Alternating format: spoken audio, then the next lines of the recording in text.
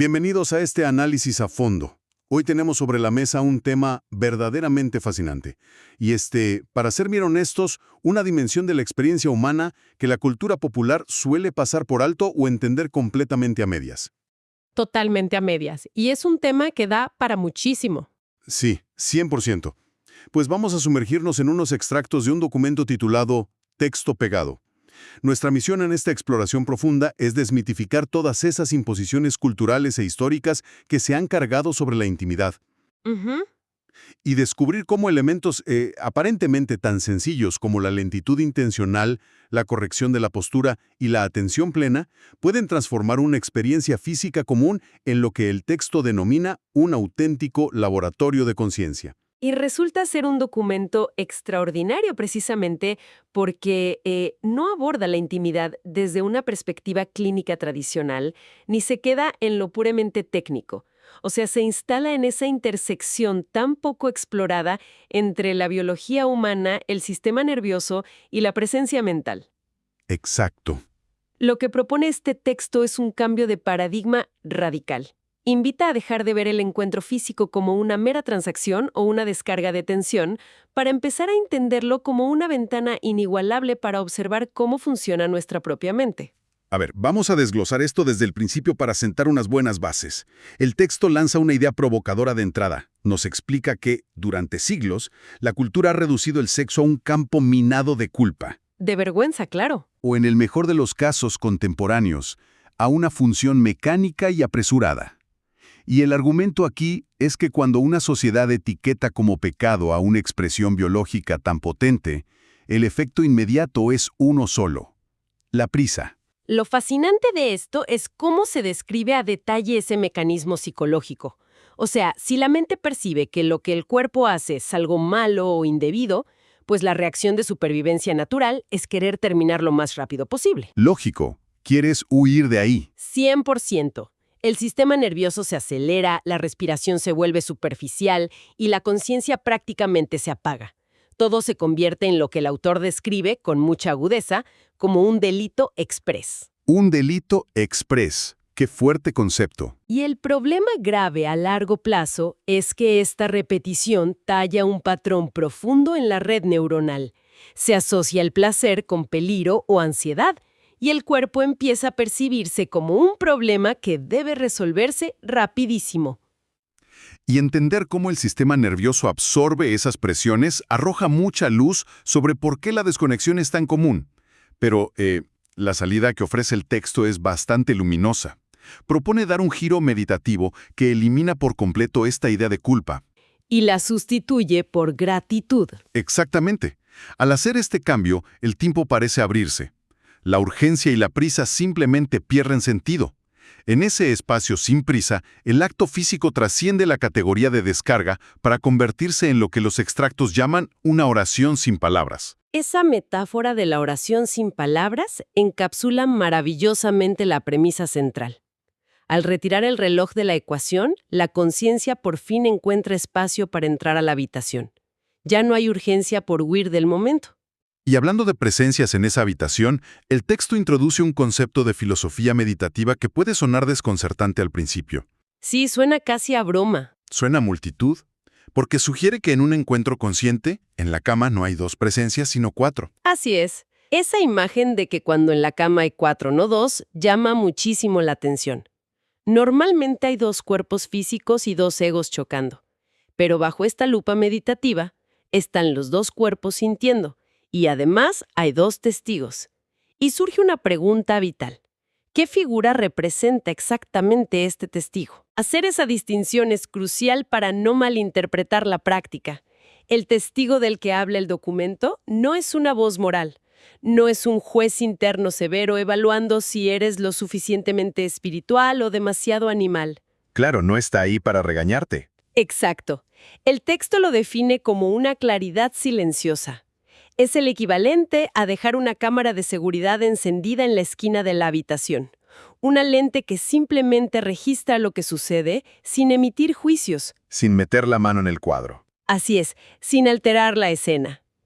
El cuerpo siente, tiembla, se mueve, pero el testigo mantiene una distancia ecuánime, solo mira y atestigua. Fíjate que para visualizar cómo opera esto, resulta muy útil pensar en la experiencia de ir al cine. Cuando una persona está en la sala viendo una película de suspenso buenísima, el cuerpo reacciona a la pantalla, Sudas, te asustas. el ritmo cardíaco se acelera, el organismo vive la película. Pero en el fondo, hay una fracción silenciosa de la mente que nunca pierde de vista que está en una butaca comiendo palomitas. No pierdes tu centro por completo hasta el punto de saltar a la pantalla a pelear con el villano. Claro, sigues sabiendo que es una proyección. Exacto. Hay inversión total, pero respaldada por una parte silenciosa. Tomando esa misma analogía del cine, si el espectador olvida que está en la butaca y se funde con el drama, pierde su centro de gravedad. Lo mismo ocurre en la intimidad. Esa mirada sin juicio del testigo lo transforma todo. Porque sin ese testigo, la energía se evapora. Se evapora por completo, sube por el sistema nervioso, alcanza un pico, baja de golpe y deja solo un placer momentáneo que a veces da paso al vacío. Ujú. Pero con el testigo anclado en esa butaca interna, cada ola de sensación no se evapora, sino que deja un rastro tangible de comprensión. Quien observa puede notar cómo se prepara la energía en el abdomen, cómo aparece la ternura y cómo la mente por fin se relaja. Y ser capaz de presenciar todo ese arco biológico ya es una transformación tremenda. Aunque, bueno, esa idea de observar sin juzgar, aunque suena muy lógica en teoría, en la práctica choca con un muro biológico bastante imponente. Un muro gigante. Aquí es donde se pone muy interesante, porque el texto pasa de la filosofía abstracta a la pura y dura anatomía humana. Las fuentes son directas al señalar que la mayor desarmonía no es por falta de amor, sino por un hecho brutalmente simple. Las mecánicas son opuestas. Los cuerpos funcionan con mecánicas diametralmente opuestas. Hay dos geografías físicas y dos ritmos energéticos que de origen no empatan. En el organismo masculino la energía es sumamente localizada. Principalmente en la zona genital. Exacto. Es una chispa que se enciende rápido y busca una descarga pronta. En contraste, la energía de la mujer se describe como un fenómeno global. Todo su cuerpo es territorio sensible. Requiere tiempo, un tacto que explore y un despertar progresivo. Y el análisis que hace el texto sobre esta divergencia es clarificador. Si esta disparidad no se comprende, el encuentro se convierte en un choque de ritmos absoluto. Como una orquesta desafinada. Exactamente. Una mitad arranca a un tempo frenético y la otra apenas está afinando los instrumentos. Una parte busca la salida antes de que la otra haya siquiera comenzado a estar presente. Los cuerpos se rozan, pero las presencias no se encuentran. Es una tragedia anatómica si no se gestiona bien. Pero para evitarla, las fuentes nos regalan una regla de oro impecable. No entrar en nada hasta que todo el organismo de ambos esté invitado. ¡Qué frase tan potente! Eso reconfigura todo desde los cimientos. Lo que convencionalmente se etiqueta como juego previo, que suele verse como un trámite aburrido o una antesala rápida, de pronto recobra su dignidad. Se convierte en el corazón de la experiencia misma. Totalmente. Tomarse el tiempo para mirar, sincronizar la respiración, sentir cómo despierta la sensibilidad sin apresurarla. La unión genuina exige que la totalidad del organismo esté vibrando, no solo que las partes mecánicas estén preparadas para la fricción. Y basándose en esa verdad biológica de que la eroticidad femenina es un ecosistema total y la masculina es un impulso local, el texto da un paso más allá. Entra a cuestionar frontalmente lo que denomina la ciencia de la postura. Un enfoque fresquísimo. Desafía ideas que tenemos profundamente arraigadas. El nivel de deconstrucción que hace sobre la postura del misionero es exhaustivo. Señala analíticamente que no es la posición natural o biológicamente predeterminada, que siempre nos han vendido, Sino una imposición cultural. una imposición que resulta sumamente ineficiente para generar conciencia y sincronía. Y da razones mecánicas. Esta configuración carga casi todo el esfuerzo físico sobre el hombre, lo que acelera su ritmo cardíaco y lo empuja a una descarga prematura. Mientras que limita a la mujer. La limita drásticamente. La confina a una inmovilidad que va en contra de su necesidad de expandir esa energía global. El resultado lógico es la disonancia sistémica. Básicamente es una receta para el desencuentro. Uno termina su ciclo mientras el otro apenas calienta motores. Un clásico choque de trenes. Y esto plantea una pregunta importante. cómo usar el diseño de la biología a favor de la presencia. Esto plantea una pregunta importante, claro. Y el texto no se detiene en la crítica. Propone una corrección biológicamente inteligente. Que la mujer tome la posición superior y asuma el control del ritmo. No como un consejo de revista, sino como inteligencia energética. Tiene toda la lógica mecánica del mundo. Si la energía de ella es global y necesita marcar su ritmo paulatino, ponerla al mando tiene todo el sentido. Ella gestiona la intensidad. Y al invertir los roles, el hombre adopta un estado mucho más receptivo. Puede mantenerse físicamente anclado y quieto. Y esa quietud reduce la sobreestimulación nerviosa. Exacto. Mitiga la tendencia a la prisa y a la eyaculación precoz. Al bajar la presión sobre el sistema masculino y darle tiempo al femenino para expandirse, se crea un terreno real para la sincronía. Y el resultado que describen las fuentes cuando se alcanza esta sincronía es de una belleza profunda. Hablan de un clímax compartido donde el hombre deja de empujar hacia una meta egoísta y se ofrece como un sostén. En ese instante, las identidades individuales se diluyen. Es maravilloso cómo lo describe. Queda lo que el texto llama una sola corriente de vida respirando en dos cuerpos. Ahí, el acto físico abandona el terreno reproductivo o el simple alivio de tensión y entra la meditación pura. Y es vital notar que el análisis no concluye de forma abrupta con ese pico de intensidad. De hecho, hace una crítica muy aguda a la cultura contemporánea y a la forma desechable en que se consume la intimidad. Solo nos enseñan a valorar el pico. Exactamente. Esa subida rápida de adrenalina, la explosión espectacular y el colapso. Pero el problema es lo que viene después, la desconexión total. Cada quien se gira a su lado de la cama o, peor aún, se enciende la pantalla del celular para evadir el silencio. La clásica huida hacia la pantalla para no habitar la quietud. Frente a esa tendencia, el texto introduce un concepto reparador, el valle. Como recordatorio de que en la naturaleza orgánica, la energía jamás tiene cortes secos.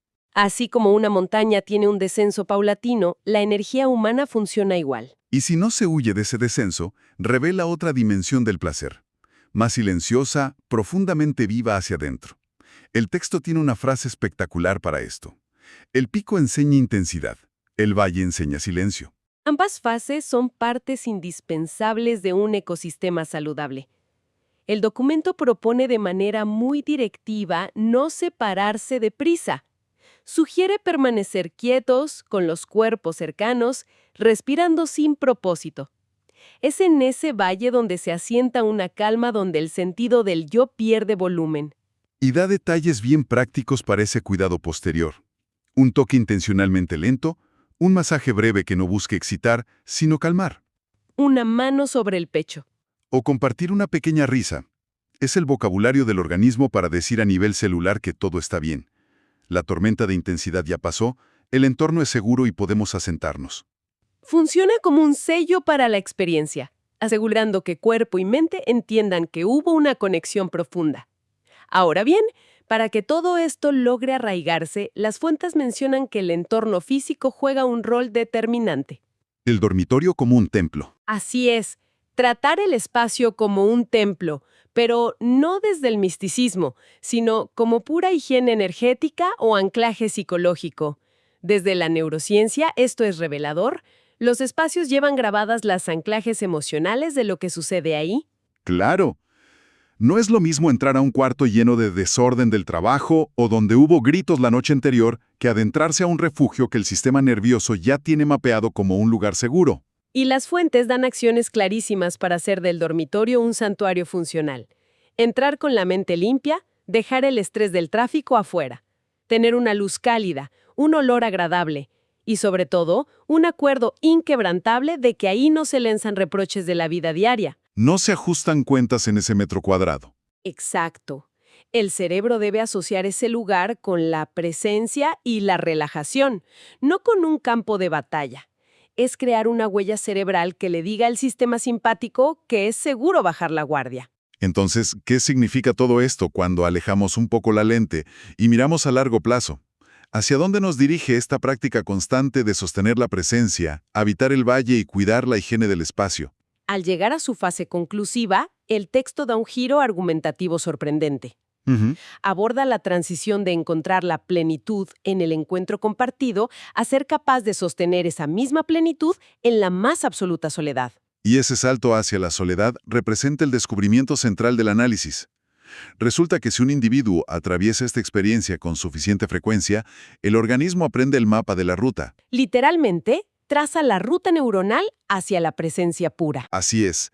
Llega un momento en que la persona puede estar completamente a solas, en esa misma habitación, enfocarse en su respiración, apoyarse en ese testigo silencioso y evocar orgánicamente esa misma sensación de plenitud expansiva. Ese instante de autonomía es monumental. Se revela que la fuente real de esa paz nunca estuvo secuestrada en el cuerpo de la otra persona. ¡Qué revelación tan fuerte! El otro cumplió el rol de un espejo bellísimo, de un catalizador, pero la raíz, el motor de ese éxtasis, siempre estuvo instalado en la propia conciencia.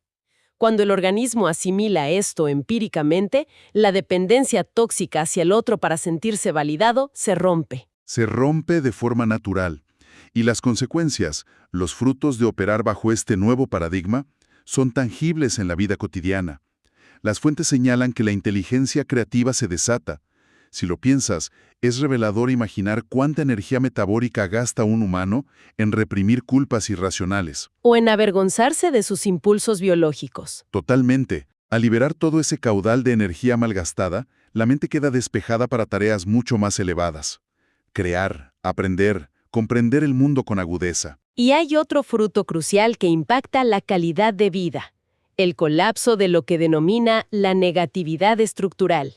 Los venenos cotidianos. Todos esos venenos que normalizamos: celos asfixiantes, comparación constante, resentimientos, rabia crónica. El análisis argumenta que estos estados nacen de una sensación de carencia interna, de la idea de que algo me falta para ser feliz y el otro tiene la obligación de dármelo. Pero cuando el cuerpo ya conoce la ruta hacia la plenitud por sí mismo, esa ecuación de carencia pierde sustento y se desmorona. Bajo esta nueva luz, el amor deja de operar como un contrato ansioso por miedo a la soledad.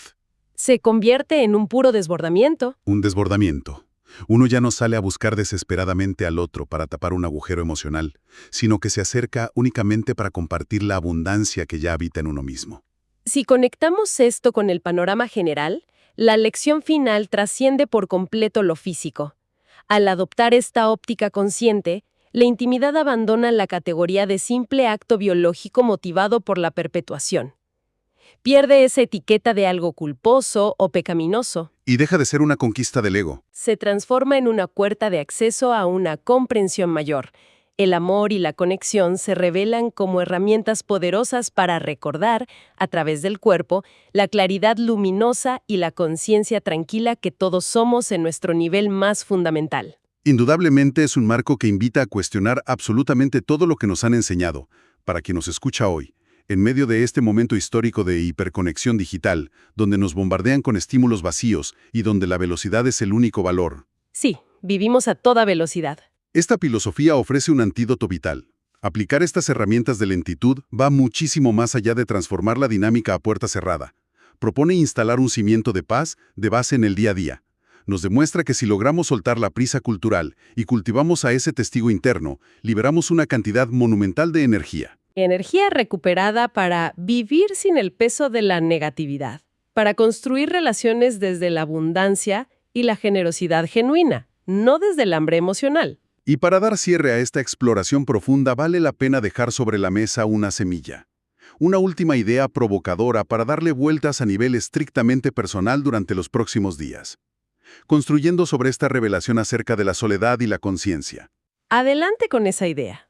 Si se comprende que la fisiología humana tiene la capacidad instalada para aprender la ruta hacia la plenitud absoluta simplemente observando la respiración sin emitir juicios, al punto exacto de no requerir validación de nadie más para experimentar un estado de paz desbordante. Sí. Entonces, resulta inevitable preguntarse cuántas de las búsquedas frenéticas que emprendemos buscando validación en redes sociales, aplausos en el trabajo o conexiones superficiales constantes para escapar del ruido exterior, son en el fondo tan solo un profundo anhelo mal disfrazado. Una gran pregunta. el simple deseo urgente de tener el valor de sentarnos de una vez por todas en absoluto silencio y, finalmente, hacer las paces con los rincones inexplorados de nuestra propia mente. Ahí queda esa idea para la reflexión individual. Ha sido un análisis sumamente enriquecedor. Sin duda.